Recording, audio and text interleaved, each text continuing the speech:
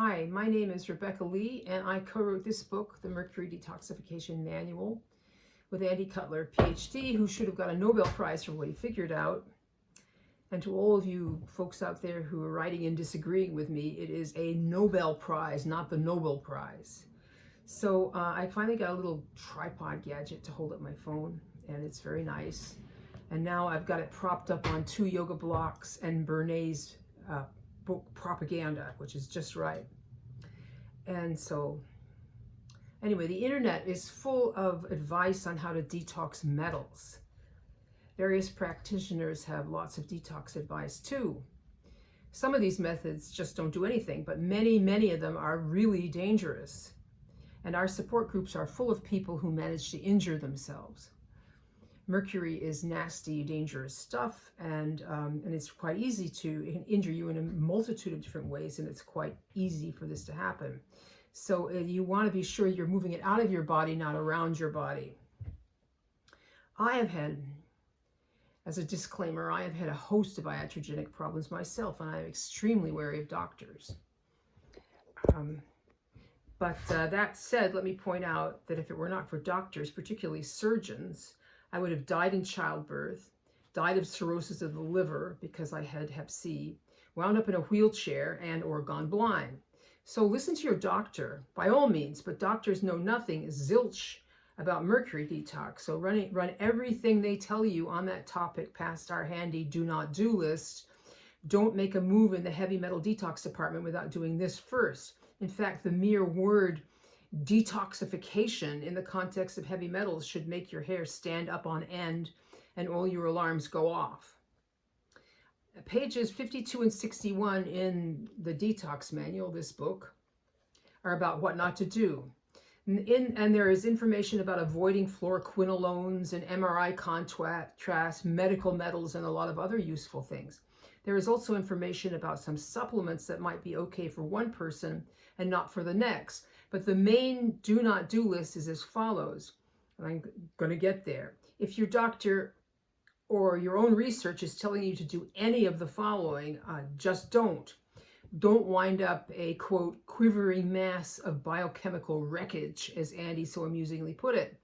Although feeling that way is not amusing at all. So do not attempt to detoxify or chelate in any way other than sauna with amalgam fillings in your teeth. This was a mistake I made in the process of many false starts. I don't blame the doctor who advised me. Well, I do, actually, because he charged me a lot. But now we have this book, and there is no excuse. Amalgam fillings are a huge reservoir of mercury that chelators will move around to all kinds of dangerous places and make you horribly worse. So 2, you must take actual chelators, which in this context are alpha-lipoic acid, DMSA, and DMPS on their half-life. Chelators must be dosed this way or not at all. You need to keep the blood levels steady or there will be redistribution. For this reason, never do IVs of a chelator. I know that the OSR and Meramide enthusiasts say that you can take it once a day, but Andy thought that was a terrible idea. I wouldn't risk it. Don't use cilantro to detox. Cilantro, or some molecule in cilantro, chelates. It appears to be a chelator that can cross the blood-brain barrier too. Cilantro is really powerful. Lots of people who have used it according to what the medical medium advises have gotten injured. We don't know how to use it safely, so stay away from it. 4, don't use any chelators that we don't advise you to use. And this is a quote from Andy in the book. EDTA is not a clinically useful chelator for mercury, even though it increases the amount of mercury that shows up in the urine. In an actual human body, it does not chelate mercury from sensitive organs or clear it from the body. This thing about more mercury showing up in the urine confuses a lot of people. It doesn't matter how much more mercury shows up in your urine if you have managed to move it even a little bit more into your brain. 5, don't use chlorella or other detox supplements. A true chelator has 2 thiol or sulfhydryl groups that are spaced in such a way that they can latch onto the mercury ion. Chlorella has only one of these on its molecule, and it kind of picks up mercury and flings it around. It just causes a redistribution and will make you feel awful. 6, do not use alpha-lipoic acid, a powerful fat-soluble mercury chelator, off of its half-life. Alpha-lipoic acid may help a whole lot with diabetic neuropathy at 600 milligrams a day, but if you are taking it in any other way than what we outline in this protocol, you are going to be concentrating mercury into your brain.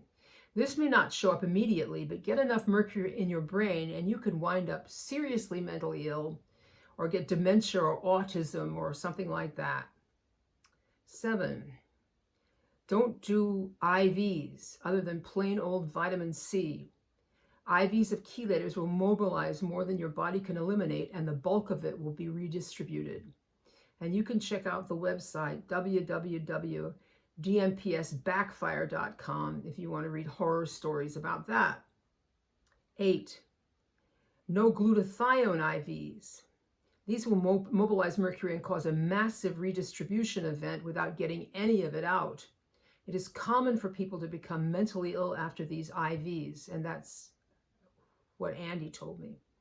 And he saw thousands of people. The most dangerous aspect of these is that people often have several good experiences before the devastating one hits.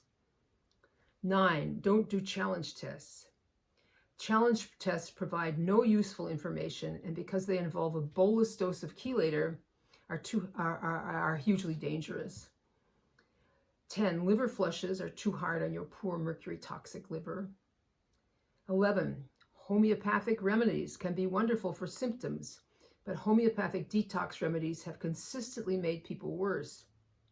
Homeopathy depends on the body's natural mechanisms to detox, and there is no natural method for getting mercury out of your brain and sensitive organs.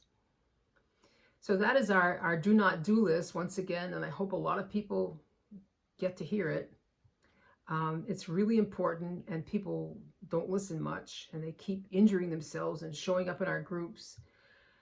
And it's really hard to get people back after they've done a lot of things wrong.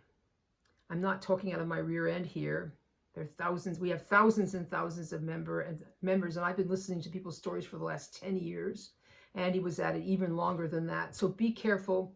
Don't injure yourself, and it's really easy to do. So thank you for listening. Please like and share, and all of those good things.